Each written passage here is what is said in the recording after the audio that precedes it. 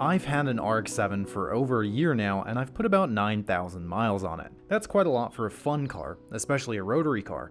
But that number is deceiving, because 8 of those 9,000 miles were put on the car in the span of 3 weeks, on our big 48-state road trip.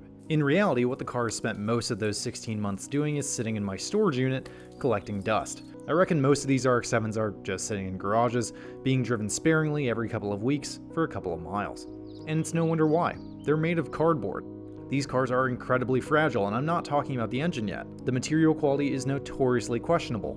And they're small, 2-seaters with not a lot of trunk space. They're expensive. These things are up to 30, 40 grand these days in good condition. And of course, the engine. The Wankel rotary is notorious for a lot of things. It's supposed to brake all the time. That's debatable. What's not debatable is that it burns fuel and oil at a rate that would rival the Deepwater Horizon. Every time you drive this car, it's like a large-scale industrial disaster. I'm exaggerating, but I figured, okay, let's show this car a little bit more love and drive it around for the week, and maybe, who knows, make a video about what it's like. So let's start with getting into the car. This is a 1993 RX-7, which means it is the most fragile of all FD3Ss. For example, these door handles right here. Mine are in pretty good shape, but these little guys are known to break off in your hand. And the same goes for these interior door panels, which are made of paper mache and popsicle sticks. They flex and bend like crazy. Every time I handle them, I feel like I'm an archaeologist who is handling a 6,000-year-old mummy. So every time I get in the car, every time I'll put the key in and I'll roll the window down. So instead of using the door handle, I pull on the door frame here to pull it closed. Now, starting the car is pretty straightforward. It just requires a little bit of forethought. Rotary engines have a tendency to flood with fuel when they're turned on and off and back on again in rapid succession. So just make sure that you're ready for the car to be on before you fire it up. Now, obviously, don't let this idle inside a garage or a building for any amount of time, because you will kill not only yourself, but also anyone else in the vicinity with the amount of oil and premix this car is burning, or rather not burning, coming out of the tailpipe. So with regard to drivability, my car has a couple of unique quirks that honestly make thinking about driving it not that exciting. First off, it has no power steering. So while you're waiting for the car to warm up, you can spend that time mentally psyching yourself up to turn this incredibly heavy steering wheel. And then also it's got a very aggressive clutch, which you certainly get used to, but it's something that you need to always be thinking about a little bit if you want to make sure that you're not chirping tires everywhere you go. All right, now we're driving the car, and honestly, this is the best part of owning this RX-7. Aside from the power steering, which is still incredibly heavy, the car is honestly not that bad in traffic. You constantly get to listen to that big Borg-Warner turbo spooling up and down, just whistling at you. And in the bright yellow with the big feed wing in the back, it turns a lot of heads. This is a car that you definitely want to drive when you want attention, because whether you mean to or not, people will think you're showing off. And when you really want to show off,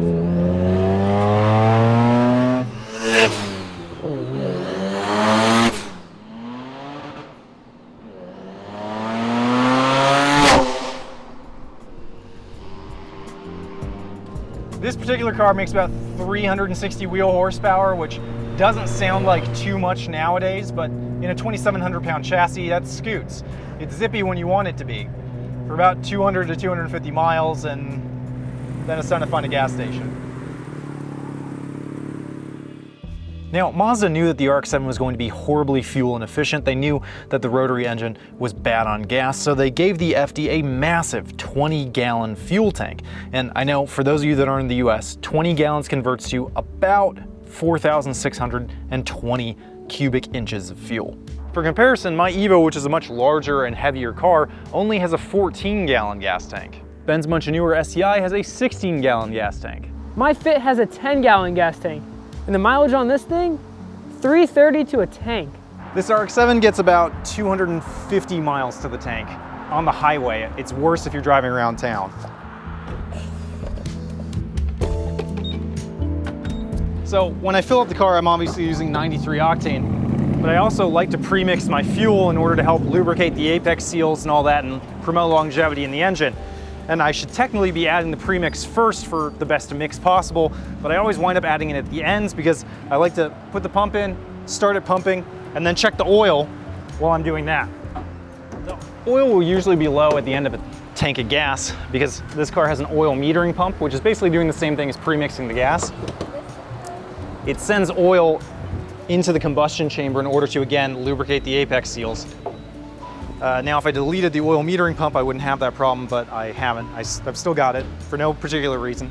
So I always check the oil to make sure that it hasn't gotten too low.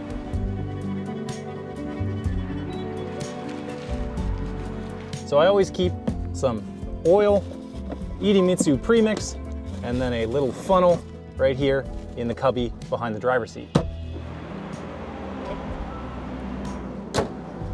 All right, so with the oil done, the fuel should be about done filling up.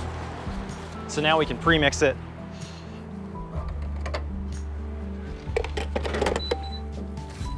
Using this VidoeMicro premix right here and our handy dandy funnel, which is available at your local Advanced Auto Parts. With premix, you're supposed to put, rule of thumb is like 6 to 8 ounces of premix per 10 gallons. So you can measure it right here on the ounces side, or you can do what I do and just put it in, give it a little squeeze, and that's usually about good. All right, so it's been about 10 minutes. We've finally gotten gas. Now it's time to go and burn it.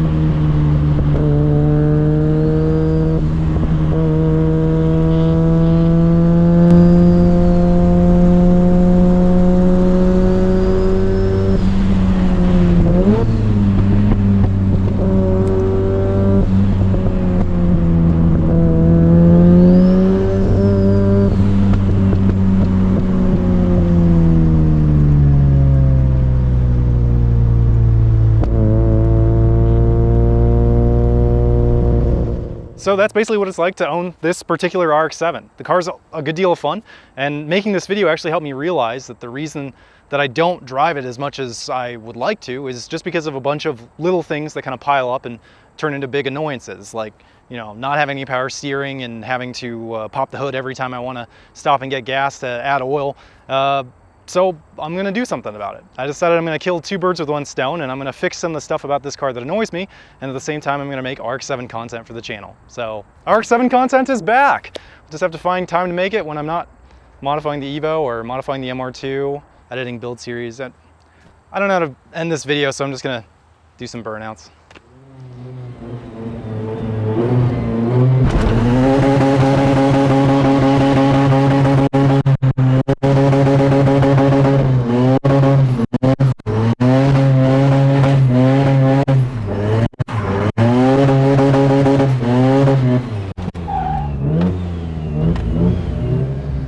That was fun.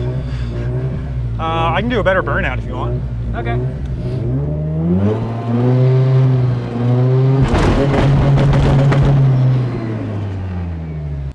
Well, tried to do some more burnout stuff for video and thumbnail and stuff, and absolutely destroyed my diff. There's pieces of diff on the ground underneath of the diff. So that's something else that we can look forward to in future videos. New diff coming right up. Should we get the trailer?